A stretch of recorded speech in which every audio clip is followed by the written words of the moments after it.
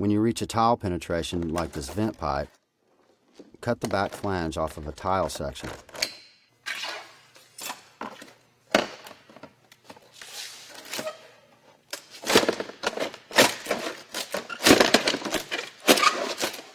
Place the cut tile in proper horizontal position over the previous course and take off the pipe diameter.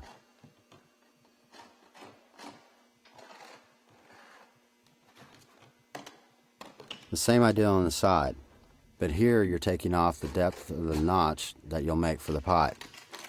Cut out the notch so that the tile will fit around the pipe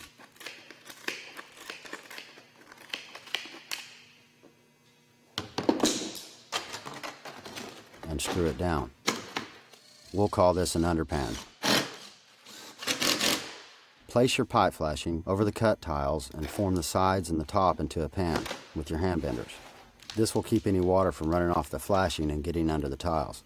Any water that runs off of the cone-shaped boot will run down the flashing and onto the underpan below.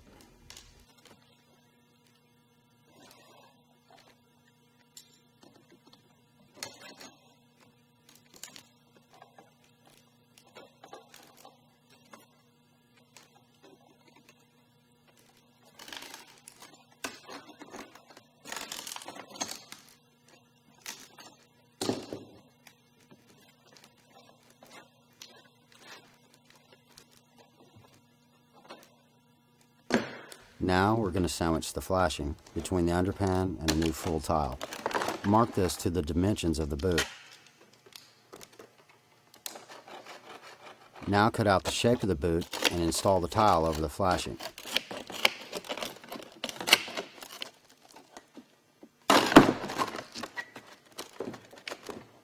Remember to place the screws outside of the flashing.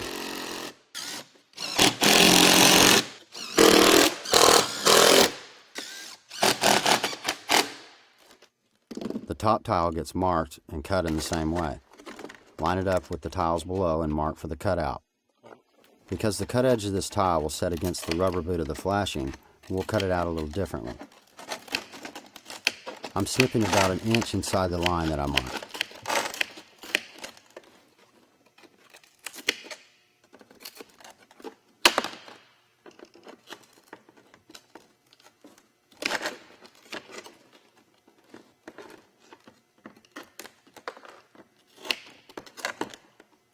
And now I snip and fold down a series of tabs that will soften the edge where it makes contact with the rubber boot.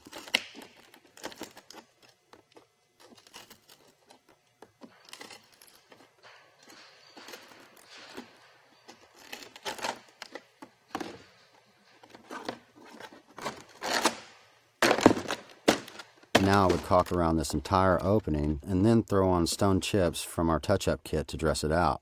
You'll see how this works later on. The smart vent is used in place of a regular tile where ventilation is needed.